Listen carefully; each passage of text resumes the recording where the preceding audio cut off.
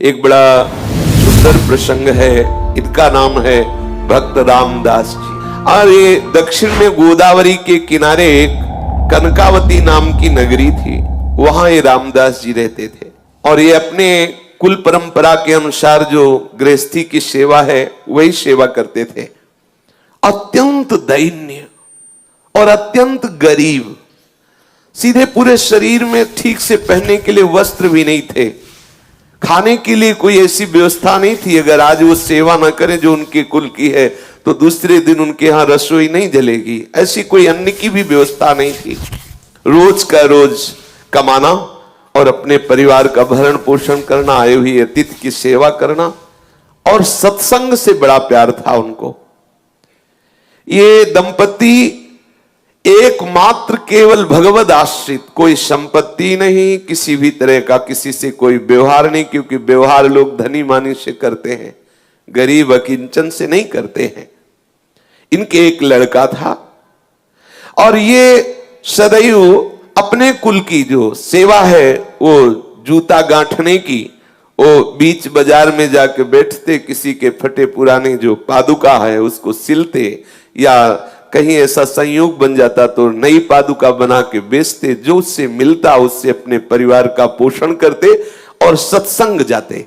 सत्संग में सबसे पीछे जाके बैठते और जो वैष्णव भगवत चर्चा करते ये उनके मुख की तरफ ताकते रहते। कोई पढ़े लिखे तो थे नहीं, तो जो बात समझ में आती नहीं तो बस सुनते, और जब भगवान नाम कीर्तन होता तो नाचने लगते।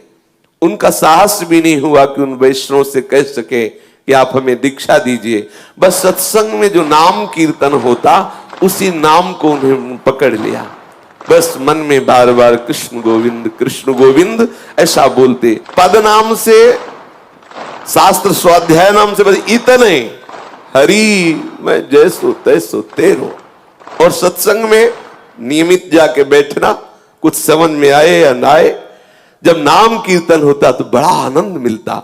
और वही कृष्ण कृष्ण गोविंद गोविंद हरि हरि, और बीच बीच में आ भर के हरि मैं जैसो तैसो तेरो, मैं जैसा हूं वैसा आपका हूं, मैं जैसा हूं हे हरि आपका हूं। तीन प्राणी, स्वयं, पत्नी और पुत्र, जो इस सेवा से उनको अर्थ मिलता, उससे परिवार का पोषण, कोई अतिथि पधारता उस अतिथि की सेवा, और जो सत्संग में जाते हैं नियमित, बस उनके हृदय में एक बात बैठ गई, कैसे इस जगत के मालिक को रिझाऊं। ना तो मेरे में कोई योग्यता है, ना पढ़ा लिखा हूं, ना धन है, ना पवित्रता है, मैं किसी योग्य नहीं, कैसे रिझा। क्या मेरे से कभी प्रभु रीझ सकते हैं?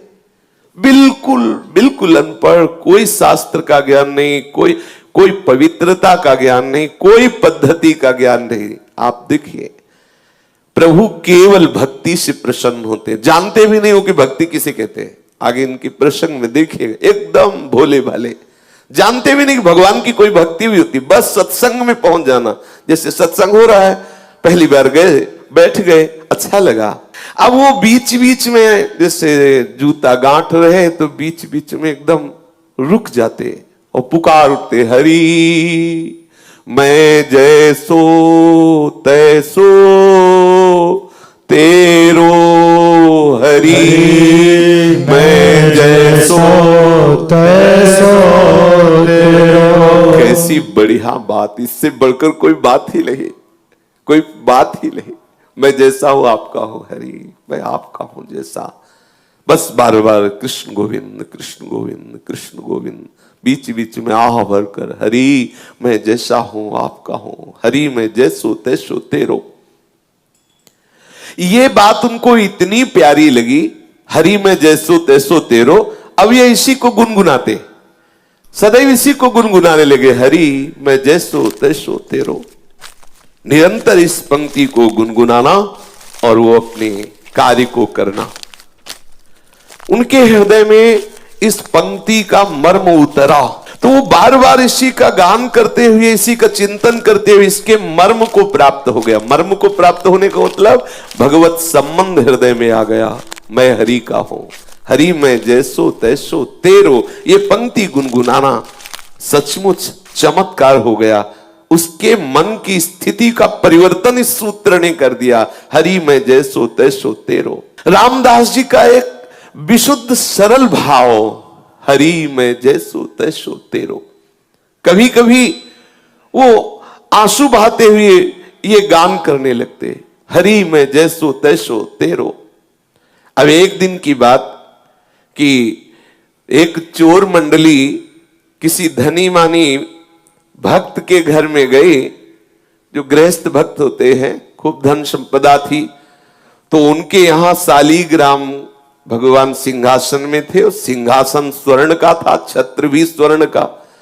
तो चोरों ने सब कुछ चुराया, सिंहासन छत्र सहित शालीग्राम भी चुरा लिए।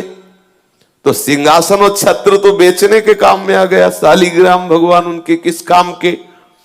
तो उसने स्वाभाविक जिसके बट में पड़े थे सिंहासन और छत्र, और भी सब सामग्रियां थी जो आपस में बांट ली थी। उस चोर ने विचार किया कि ये पत्थर हमारे किस काम में आएगा। तो जा रहा था तो देखा बाजार में वो जूता गांठ रहे थे रामदास जी। भाव में बार बार ऐसे गांठते गांठते रुक जाते और हे हरि मैं जैसो तैसो तेरो। कैसी रसमयी स्थिति, आहा। अब वो चोर विचार किया कि वो जैसे जूता गांठने में कुछ ज्यादा हो जाए धागा या चमड़ा, तो उसे काटने के लिए उनके पास जो औजार होते हैं उनको पत्थर से घसते हैं। तो उसने विचार किया कि पत्थर ये मेरे काम में तो आने वाला नहीं, क्योंकि उसके अंदर कोई भाव ही नहीं था कि भगवान है। तो उसने रामदास जी से कहा कि सुनो, हमें अगर तुम जूता दे दो तो तुम्हारे घसने के लिए हमारे पास एक बहुत चिकना पत्थर है, हम दे दें। तो रामदास जी ने जो नए जूते बनाए थे वो उसे दे दिए, बिल्कुल सरल स्वभाव के भोले भाले भक्त। और वो शालीग्राम भगवान उनको दे दिए, और ये कह के दिया कि पत्थर तुम्हारे घिसने के काम में आएगा। अब वो देखा तो कि ये चिकने हैं, पर जब उसमें अपना वो औजार घसा तो और बढ़िया धार निकली उसकी। उसको लगा चलो जूते के बदले में अच्छा पत्थर मिल गया, बढ़िया है। अब वो उसमें घिसता और कभी कभी आंसू बहाते हुए हे हरि मैं जैसो तैसो तेरो। देखो सूक्ष्मता की बात है, उसके आंसू गिरते शालीग्राम में। अब जब जोर से घसना होता तो हाथ में रख के थोड़ी घसते बनता है, फिर वो कुछ और मुद्रा होती है। इसमें स्पष्ट लिखा हुआ है वो मुद्रा, दोनों चरणों के बीच में शालीग्राम जी को फंसा के फिर घसते। आप जरा देखिए भाव का विषय कैसा होता है। अब वो हृदय में बड़ा आनंद मिलता, क्योंकि भगवान चक्र चिन्ह से चिन्हित शालीग्राम भगवान को इससे कोई मतलब नहीं है, ये तो क्या कर रहे, बड़े बड़े रिझवार, बड़े लीला बिहारी है। अब चोर के द्वारा दिए हुए शालीग्राम का यहां ये प्रयोग हो रहा है। दूसरे की पादुका गांठना, उसमें धागा बढ़े तो उससे जो काटते हैं वो यंत्र उनका, उसको उसमें रगड़ते। ये एक दिन कोई पंडित जी अपनी पादुका ठीक कराने आए, तो जब दृष्टि गई तो उन्होंने देखा कि अरे ऐसे शुभ चिन्हों से युक्त, जिसमें चक्र का चिन्ह बना हुआ है, ऐसे चिन्ह से युक्त तो साक्षात शालीग्राम है। ब्राह्मण ने कहा तुम्हारी बुद्धि मारी गई है, ये तुम क्या कर रहे हो?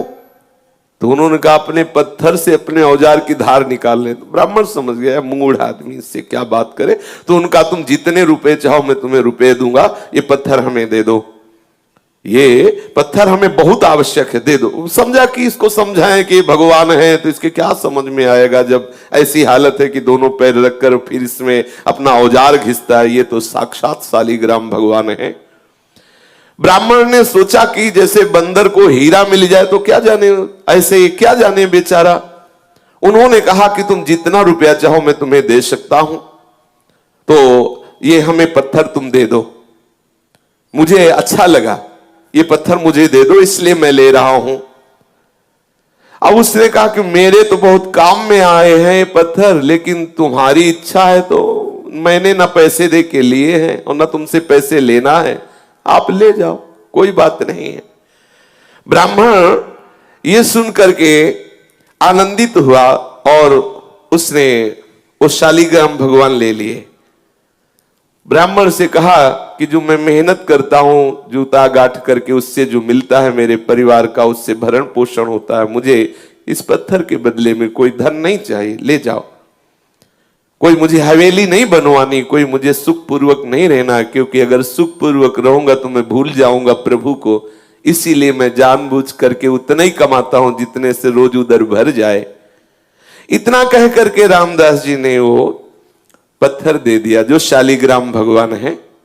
पंडित जी ने देखा दुर्लभ सद्गुणों से युक्त तो शालिग्राम, बड़े आनंदित हुए, घर में आए, सुंदर जल से दुग्ध से अभिषेक कराया, सुंदर सिंहासन में विराजमान किया, षोडशोपचार मंत्रों से पूजन किया और ये विचार किया कि भगवान मेरी इस चेष्टा से प्रसन्न होंगे, क्योंकि वहां क्या सुख पा रहे थे और यहां हम उनको क्या सुख पहुंचा रहे।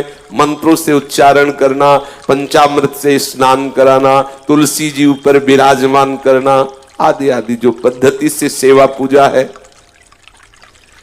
अब पंडित जी की इस प्रकार की सेवा पूजा से ठाकुर जी असंतुष्ट हो गए। अब लियो, कैसे न जाने कौन से गुण पर दया निधि रीझ जाते हैं। आहा, पंडित जी पूरी पूजा विधि जानते थे, पर हृदय से प्रभु के प्रति अपनापन नहीं था, भक्ति नहीं थी, प्रेम नहीं था। और ये अब आप समझ लो किस कोटि के भक्त है, कुछ ज्ञान ही नहीं है, परंतु इनके हृदय में है कि मैं प्रभु का हूं, प्रभु मेरे हैं। कभी कभी आंसू बहाते तो वो आंसू जो शालिग्राम भगवान के ऊपर गिरते, उससे बड़ा पंडित जी का पंचामृत नहीं। और जो आह भर के पुकारते कृष्ण कृष्ण गोविंद गोविंद हे हरि मैं तेरा, इससे बढ़कर वेद मंत्र अच्छे नहीं लगे ठाकुर जी को। ठाकुर जी ने स्वप्न में एक वैष्णव का रूप धारण किया और उन ब्राह्मण से कहा कि तुम सीधे हमको उन रामदास के पास पहुंचा दो। हाँ, कहा कि ये तुम्हारा षोडशोपचार पूजन, ये पंचामृत अभिषेक और ये तुम्हारा सिंहासन में विराजमान करना मुझे बिल्कुल अच्छा नहीं। मुझे उसकी सूखी रोटी और आह भरी पुकार ने खरीद लिया है, मुझे वहीं पहुंचाओ। अब जब स्वयं स्वप्न में भगवान ऐसा आदेश कर रहे हैं तो उसके तो होश उड़ गए ब्राह्मण के, कि हम तो जिसे समझते थे कि वो तो अनपढ़ है, गंवार है, प्रभु इतना उसे प्यार करते हैं। अब हाथ में सुंदर वस्त्र पर शालिग्राम भगवान को लिया और भगवान से कहा कि आपको पता है कि आपके ऊपर वो औजार घिसता है, चंदन तिलक लगाने की बात जाने दो, सिंहासन में विराज वाले पैर रख के आप पे औजार घिसता, तुमको वो पसंद है। और षोडशोपचार पूजन, पंचामृत से स्नान, ये सब। प्रभु ने कहा जब वो आंसू बहाते हुए नाम बोलता है ना, कृष्ण गोविंद हे हरि मैं तेरा, मुझे इतना सुख मिलता है कि वेद मंत्रों से मुझे सुख नहीं मिलता। और जब वो मेरे ऊपर पैर रखता है तो मुझे ऐसा लगता है वो आत्मसमर्पण कर रहा है पूरा। यही है, इनसे कौन पार पावे। सर्वलोक महेश्वर जितने भी ज्ञान के सूत्र हैं सब इन्हीं से प्रकट हुए, इनसे कोई पंडित क्या पार पा सकता है। बोले जब वो चरण रखता है, दबाता है चरण से ऐसे, तो मुझे लगता है कि पूरा अपने आप को समर्पित कर रहा है, आत्मसमर्पण कर रहा है। मुझे बहुत सुख मिलता है, तुम्हारे चंदन और कस्तूरी के लेप और इत्र से मुझे जो सुख नहीं मिलता उसके घसने से सुख मिलता है। अब राजी, आप राजी तो फिर किसकी क्या बस चले। ठाकुर जी राजी। अब वो जो ब्राह्मण था जिसको एक गर्व था कि मैं ऊंचे कुल में हूं और मैं पूजा का विधान जानता हूं, मेरी दासता से, मेरी पूजा से शालिग्राम भगवान प्रसन्न हो जाएंगे। आज वो बहुत दैन्य हुआ कि मेरे दुर्भाग्य की आज तक मुझे वो प्राप्त नहीं हुआ जो रामदास को प्राप्त है, क्योंकि स्वयं ठाकुर जी वहां जाना चाहते हैं।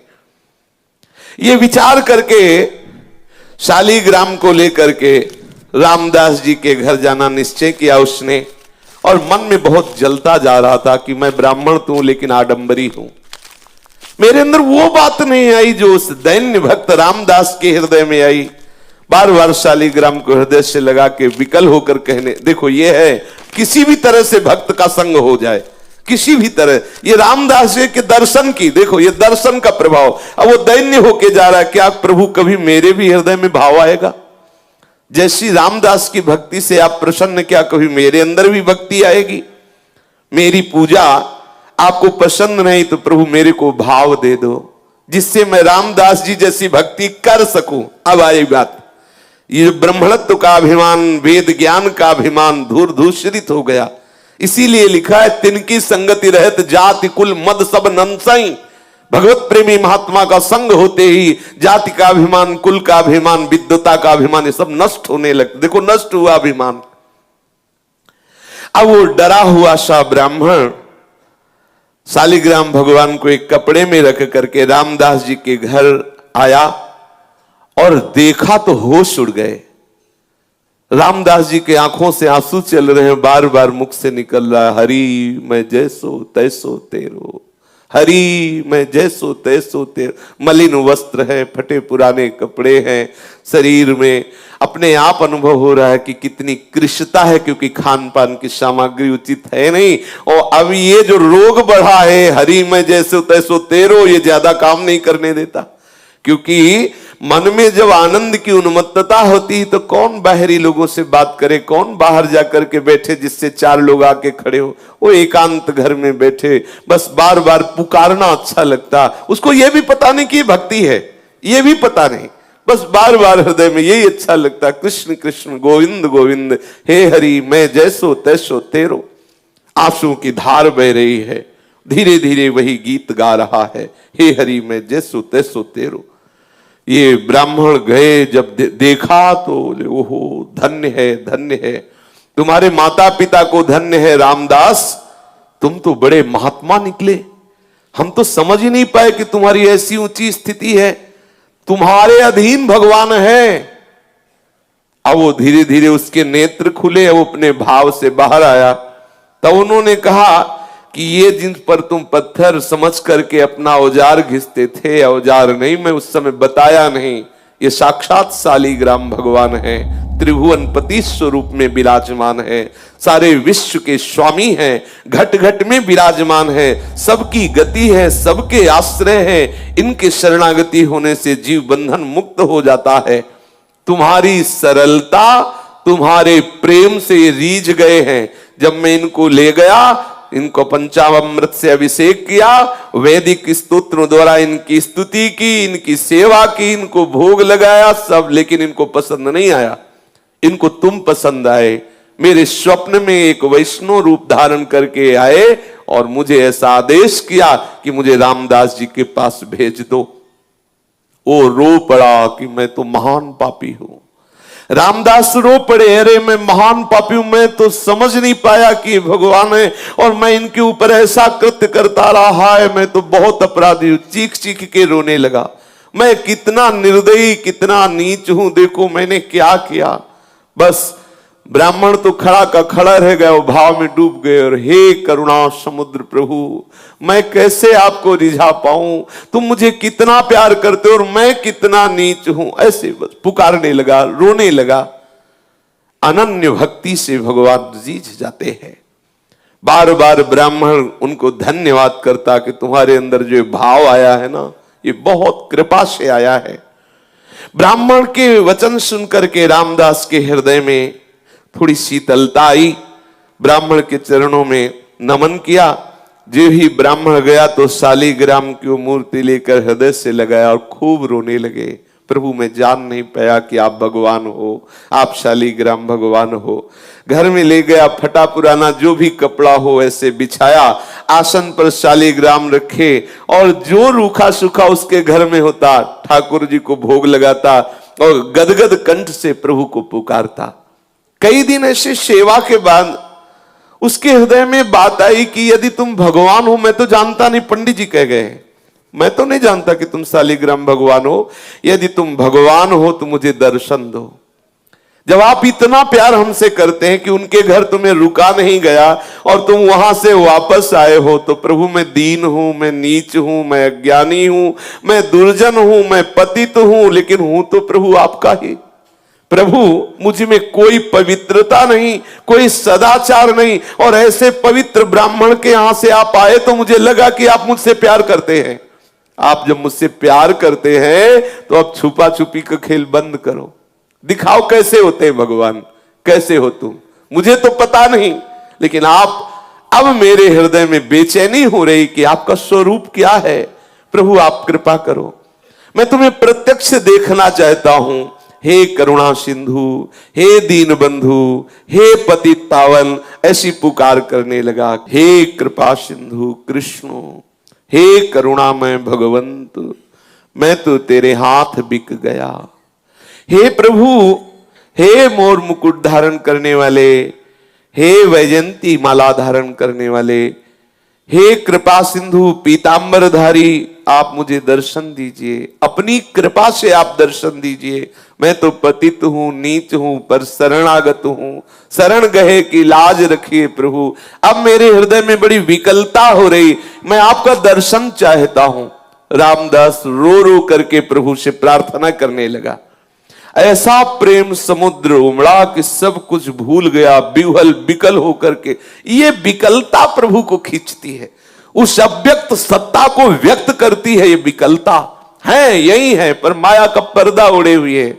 जब हम ऐसे विकल हो जाए, जैसे मछली जल के बिना तड़पती है, ऐसे हमारे अंदर विकलता हो, और रहा नहीं जा रहा। देखो कैसी स्थिति आ गई, अब जिया नहीं जा रहा, विकलता हो गई। चीख चीख करके अपने घर में रो रहा है। शालिग्राम ठाकुर जी सामने हैं, रो के कह रहा मुझे दर्शन चाहिए, सब भूल गया। कभी कभी तो ऐसा भाव आ जाता कि नाच नाच के रिझाता कि मेरे नृत्य से रिझ जाओ। कैसी शोभा, फटे पुराने कपड़े हैं, कृष्ण शरीर है, और भाव में भीना हुआ सामने एक कपड़े में विराजमान शालिग्राम, नाच नाच के ये भाव की इसी नृत्य से रिझ जाओ प्रभु। मुझ गरीब के पास तो कुछ रिझाने के लिए नहीं है। कभी रो रो के प्रभु मेरे रोने से रिझ जाओ, ऐसी भावना से वो विकल होकर प्रभु से पुकारने लगा। अब तो प्रेम के जो अष्ट सात्विक भाव हैं उसके हृदय में उदय होने लगे। कभी हंसता, कभी रोता, कभी चुप शांत बैठ जाता, कभी गान करता, कभी हे हरि मैं जैसो तैसो तेरो, ऐसा पुकार उठता। उसके हृदय में इतनी जोर से लालसा जागी कि प्रभु का वियोग इससे असह्य हुआ और प्रभु को असह्य हो गया अब रुकना। यह है भक्त की सामर्थ्य। असह्य हो गया प्रभु को भी रुकना, अब प्रभु नहीं रुक सकते, विकलता हो गई। आहा, प्रभु विकल हो गए। अब वो गदगद कंठ से हे वंशीधर, हे मदन मोहन, जोर जोर से पुकारने लगा। हे वंशीधर, हे मदन मोहन, तुम्हारे इस चरणों में बार बार नमस्कार है। मुझ गरीब की पुकार सुनो, कहाँ हो आनंद में, कहाँ हो श्याम सुंदर, मुझे दर्शन दो, ऐसे पुकारने लगा। प्रभु यद्यपि मैं समझ रहा हूं कि जैसे छोटा सा बालक चांद को खेलने के लिए मांगे, ऐसे ही मेरी बात है। कहां मैं नीच अधम, कहां बड़े बड़े तपस्वी ऋषि जो आपको दुलार करते रहते ध्यान के द्वारा, कहां मैं अपवित्र, पर प्रभु मैं हूं तो आपका ना। मैं क्षुद्र हूं, दीन हूं, नीच हूं, जैसा भी हूं आपका हूं, पर अब मेरे हृदय में एक ही है, आपके दर्शन नहीं मिलेंगे तो मैं प्राण त्याग दूंगा। मैं नहीं जी सकता आपके बिना, क्या करूं, मुझसे जिया नहीं जा रहा। ये स्थिति है। कैसी कृपा होती प्रभु की अपने भक्तों पर, प्रभु के बिना अब जिया नहीं जा रहा। ये मतलब अब इस बात में केवल वाणी लड़खड़ाती है, ये केवल प्रभु देते हैं। भजन साधन और सब एक तरफ, ये बात अब जिया नहीं जा रहा। वो हृदय में ऐसी विकलता, एकांत तो बैठा हुआ पुकारता रहता है, अब जिया नहीं जा रहा। ये बात जिनके हृदय में आ गई, बस मिलन नजदीक है। जब जिया न जाए, नहीं खान पान ते भावे, नहीं कोमल वसन सुहावे, सब विषय लगे ते खारा है, हरि आशिक का मग्न, अब कुछ अच्छा नहीं। बस अब जीवन है तो हरि से है, अगर नहीं मिले तो जीवन नहीं। ऐसी विकलता हृदय में। अब मैं तुम्हारे लिए ही जी रहा हूं, बस हमारा जीवन प्रभु के लिए है। प्रभु यदि आप न आए तो इस जीवन का अंत हो जाएगा, क्योंकि अब कुछ सुहाई नहीं दे रहा। मैंने तो कभी जाना ही नहीं कि तुम प्रभु हो। देखो मैंने आपका निरादर किया, पर आपने प्यार किया। मैंने निरादर किया, मैंने जाना ही नहीं कि तुम शालिग्राम के रूप में चोर के द्वारा मेरे पास स्वयं आए हो। मैंने जाना ही नहीं, मैंने तो औजार घिसा, आपके ऊपर चरण रखे, आपको माना ही नहीं कि आप भगवान हो, लेकिन आप मुझसे प्यार करते हो। मैं उसी प्यार की दुहाई दे के कह रहा हूं कि आप मेरे से मिल जाओ, मेरे से मिल जाओ हे कृपा सिंधु। तभी मेरे अंदर ये हिम्मत आई कि मैं ऐसा कह सकूं कि मेरे से मिल जाओ। दीन दयालु, मेरा साहस आपकी कृपा पर निर्भर है। बोलो, आप एक सदाचारी वेदज्ञ ब्राह्मण के यहां जाकर भी संतुष्ट नहीं हुए, मुझ मैले कुचेले आचरण वाले के घर आए प्रभु, इसीलिए मेरा साहस हो रहा है। आप एक बार मेरे नेत्र गोचर हो। यदि दर्शन ना देना होता तो ये आपने ललक क्यों लगाई? ये आपने ललक क्यों लगा? आप क्यों आए मेरे पास? क्यों मुझे सत्संग में ले गए? क्यों वो बातें सुनाई? क्यों अपना नाम अपनी जिह्वा पे लाए? क्यों ऐसी लीला की? मैं तो जैसा था वैसा पड़ा रहता, लेकिन आपने ही ये ललक लगाई, आप ही मुझे आगे बढ़ाए। तो अब आप मिल जाइए प्रभु, मैं जैसा हूं तुम्हारा हूं, अब मिल जाइए। बस बार बार यही, एक बार सांवरे ये अपना चांद सा मुखड़ा मुझे दिखा दो। मेरा चित्त विकल हो रहा है, हे मेरे मनमोहन, करुणा की वर्षा कर दो। इस दीनहीन कंगाल के पास कुछ ऐसा नहीं है जिससे मैं तुम्हें रिझा पाऊं। इस प्रकार विकलता हुई। भक्त का विशुद्ध भाव भगवान को अधीन कर लेता है। इसी विशुद्ध भाव की स्थिति में कोई भी विकार उसके हृदय में नहीं टिकता। काम, क्रोध, लोभ, मोह, दम, ये सब नष्ट हो जाते हैं। हृदय एकदम द्रवित, निर्मल और आंसुओं की धार के रूप में हृदय बहने लगता है। रामदास जी की प्रेम भरी पुकार सुनकर के उस सर्वेश्वर प्रभु स्थिर न रह सके। वो एक वैष्णव का रूप बनाया और रामदास जी के घर पहुंचे। रामदास जी के तो आंसू चल रहे थे, प्रभु से पुकार रहे थे। वो मस्ती में झूम रहा था, कभी कभी नाश पड़ता, कभी कभी अश्रु प्रवाह करते हुए कुछ बड़बड़ाता जो समझ में भी नहीं आता। कभी कभी शालिग्राम की मूर्ति उठा के हृदय से लगाता, चूमता, अपने नेत्रों में लगाता। कभी कभी मूर्ति लेके नाचने लगता, कभी मूर्ति को रख के साष्टांग दंडवत करने लगता। ऐसे, और भगवान वहां खड़े हैं वैष्णव रूप। प्रेम दशा का निरीक्षण करके मुस्कुराते हुए उससे बोले, अरे भैया, ये तू नाच कूद क्यों मचा रहा है? कुछ मिल गया क्या तेरे को? ये बड़बड़ा क्या रहा है? ये काम धंधा छोड़ करके क्या, ये हाथ में क्या लिए है शालिग्राम के लिए? प्रभु वैष्णव रूप में घर गए और ऐसा पूछा। रामदास जी को आवाज सुनाई दी तो बाह्य चेतना हुई। आंख खोल करके देखा कोई वैष्णव है। साष्टांग दंडवत प्रणाम किया। सामने देखा दिव्य मूर्ति, द्वादश तिलक लगाए हुए कोई वैष्णव खड़ा है। विनीत भाव से हाथ जोड़कर कहा, प्रभु मैं तो महामूर्ख और अपवित्र नीच प्राणी हूं, मेरे से अपराध ही बनते रहते। मैं क्या आपके प्रश्नों का जवाब दूं कि मैं किसको लिए हूं, क्या बड़बड़ा रहा हूं, क्या बोल रहा हूं? मन का कुटिल हूं, विद्या बुद्धि बिल्कुल है नहीं, पवित्रता का तो लेश नहीं है।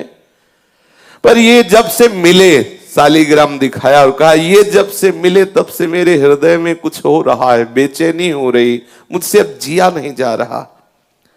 वैष्णव ने कहा कि तुम इन्हें भगवान समझकर पूजते हो? हाँ हाँ भगवान है, ऐसा ब्राह्मण ने बताया है। इसीलिए मेरे अंदर एक आकांक्षा हो गई कि मैं भगवान को साक्षात देखना चाहता हूं। मुझे दर्शन नहीं हुए। मुझे लगता है कि मुझे पूजा विधि नहीं आती है, कोई मंत्र आदि नहीं आता। जैसा मन में आता वैसे सेवा करता हूं, जो मन में आता वैसा बोलता हूं। क्या दीन दयालु प्रभु मेरे पे रीझ जाएंगे? ओ वैष्णव से ऐसा रामदास जी पूछते हैं। रामदास जी ऐसा कहते कहते चिल्ला चिल्ला कर रोने लगे कि मुझे न पूजा विधि आती, न वस्तु पूजा की है, न कोई शास्त्रों का ज्ञान है। क्या प्रभु मेरे से रीझ जाएंगे? वैष्णव वेशधारी भगवान ने आश्वासन दिया और कहा कि भाई ये तो ठीक है जो तुम कर रहे हो, लेकिन भगवान के दर्शन की बात तुम्हारे हृदय में आई, ये ठीक नहीं है। भगवान ये वैष्णव रूप में आए। अरे बड़े बड़े देवता, योगी, मुनिजन कितने काल तक तपस्या करते हैं, ध्यान धरते हैं, समाधि में रहते हैं, वो दर्शन नहीं पाते, तो तुम जैसे मनुष्य को कैसे भगवान दर्शन देंगे? मेरी बात मानो, ये दर्शन की बात तो छोड़ो और अपना काम धंधा करो, थोड़ी देर भजन साधन कर लिया करो जैसे कर रहे हो। वैष्णव की इन वाक्य को सुन करके मानो रामदास का हृदय फट गया हो, उनकी आंखें खुली की खुली रह गई, आह भरकर तो क्या मुझे भगवान नहीं मिलेंगे? आह, ये प्रीति है। यही भगवान देखना चाहते कि कैसा मेरे भक्त में मेरे मिलन की व्याकुलता होती है। आंखें खुली की खुली रह गई। वैष्णव कह रहे हैं भगवान का दर्शन बड़ा दुर्लभ है, योगी मुनियों के समाधि भाव को प्राप्त महात्माओं के ध्यान में भी जो नहीं आते, वो मुझ जैसे नीच को कैसे दर्शन देंगे? बात ठीक कह रहे ब्राह्मण देवता, वैष्णव देवता। वो विकल हो गए, आंसू गिराने लगे और कहने लगे, देव आपका कहना सत्य है, मैं बिल्कुल अधिकारी नहीं हूं कि मुझे भगवत साक्षात्कार, पर क्या करूं, अब मुझसे जिया नहीं जाता। ये खास बात है, जिया ना जाए प्रभु के बिना, रहा ना जाए। मैं नीच हूं, पापी हूं, मेरे पाप और नीचता को देखने पर लगता है कि कभी भगवान मुझे नहीं मिलेंगे। पर प्रभु पता नहीं, मेरे हृदय में एक आनंद की लहर उठती है, ऐसा लगता है प्रभु मिलेंगे, ऐसा लगता है प्रभु मिलेंगे, क्योंकि मेरे हृदय में ऐसा आता है प्रभु मुझे प्यार करते हैं, ऐसा लगता है मेरे को। यद्यपि मैं किसी योग्य नहीं हूं, पर हृदय में ऐसा लगता है प्रभु मिलेंगे, ऐसा लगता है। ये दया के समुद्र प्रभु मुझे जरूर दर्शन देंगे, मुझे ऐसा लगता है। जैसा रूप रंग उनका हो, जैसा उनका शास्त्रों में वर्णन किया गया हो, जैसे सुहागिनी स्त्री केवल अपने पति को ही देखती है, ऐसे ही हे वैष्णव देवता, मेरा हृदय केवल केवल प्रभु के लिए है। अब बिना दर्शन किए मुझे चैन नहीं। मेरे हृदय में लगता है कि वो मुझे मिलेंगे। मेरे स्वामी बड़े करुणा सिंधु, तुम भले ऐसा कह रहे हो, चाहे जो कुछ हो, मुझे दर्शन मिलेंगे, और ऐसा कह के नाचने लगा, मुझे मिलेंगे, अवश्य मिलेंगे। यही बार बार सत्संग में जैसे कहते, निश्चय करो इसी जन्म में भगवत प्राप्ति होगी। कोई आके कहे तो इस बात से मत टलना, मुझे इसी जन्म में प्रभु मिलेंगे। आपका ये बार बार चिंतन निश्चय प्रभु को विवश कर देगा और वो आपसे प्रभु का मिलन हो ही जाएगा। रामदास जी नाचने लगे, फिर विकल होकर के पुकारने लगे, और प्रभु खड़े हुए देख रहे हैं उसकी भावदशा को, जैसे सुतीक्ष्ण जी की भावदशा को भगवान श्री राम छुप करके देख रहे हैं। मीठे स्वर में फिर बोले, वैष्णव स्वरूप भगवान, बेटा रामदास, तेरा जीवन धन्य है। देख, मैं वैष्णव भेष में तेरे को देखना चाहता था कि तू मेरे प्यार में कितना विकल है। देख, मेरे को देख। जब ऐसा कहा तो आंख खोल के देखा तो वैष्णव नहीं थे, वो वैष्णव के आराध्य देव थे भगवान श्याम सुंदर। अनंत अनंत कोटि सूर्यों जैसा प्रकाश जिनकी श्री चरण नख से प्रकाशित हो रहा था, अचानक आंख खुलते ही आंख मुंद गई, इतना तेज। उसने देखा कि मदन मोहन त्रिभंगी लाल बंशी अधरों पर धारण किए हुए ललित त्रिभंगी स्वरूप से बड़े आनंद मुद्रा में विराजमान है, और रामदास जी की ऐसा सुंदर रूप। वो तो आनंद समुद्र में डूब गया कि अभी तक मेरे से भगवान ही बात कर रहे थे। रोज मिलते रोज वैष्णव जनों को, आप भी पहचानना, किसी न किसी रूप में आके वो ठिठोलिया करता है, किसी न किसी रूप में आके वो रोज मिलता है। पकड़ना, रोज परीक्षा करो, कहीं इस रूप में मेरे प्रभु तो नहीं आ गए, कहीं इस रूप में मैं चूक न जाऊं, मेरा प्रीतम किसी। यही तो वैष्णवता है, सब रूपों में झांकना। मेरा प्रीतम आया है इस रूप में, आप निश्चित देखना एक दिन वो पकड़ जाएगा।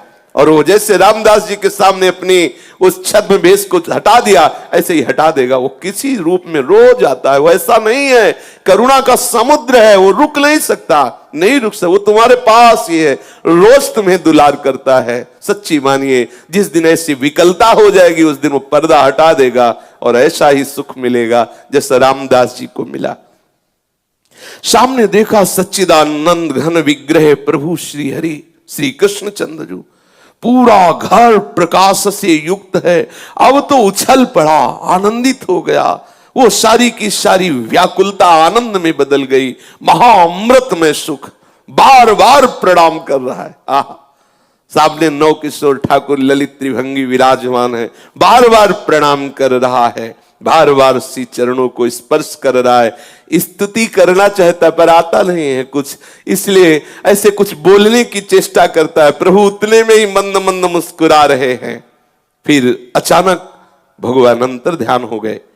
अब तो पुनः दर्शन के लिए छटपटाने लगा, भूमि पर लौटने लगा, बड़ी ही तन्मय स्थिति हो गई। योग वियोग की सानंदमयी अवस्था में डूबा हुआ निरंतर, कभी देख रहा है भगवान उसके समीप है, कभी देख रहा अंतर ध्यान हो, ऐसी विकलता। एक बार दर्शन होने के बाद फिर कभी ऐसा नहीं होता कि प्रभु नेत्रों से उजल हो जाए, बस जाते हैं नेत्रों में। ऐसी ही आनंदमयी स्थिति में उसका शरीर पूरा हुआ और वो नित्य पार्षद स्वरूप धारण करके प्रभु की नित्य सेवा में उपस्थित हो गया। इसीलिए देवर्षि नारद जी कहते हैं कि भगवत प्राप्ति के लिए, भगवत मिलन के लिए कोई ऐसा नहीं कि आप उच्च कुल में जन्मे हो तो ही भगवान मिले, या वेदों के पारंगत विद्वान हो, या बड़े दानी हो, तपस्वी हो, आदि आदि हो तो तुम्हें प्रभु मिले। प्रभु केवल केवल अपने भक्ति भाव से मिलते हैं। हृदय में प्रभु के प्रति अपनापन हो और तड़पन हो तो निश्चित प्रभु मिल जाएंगे। शेष चर्चा आगे।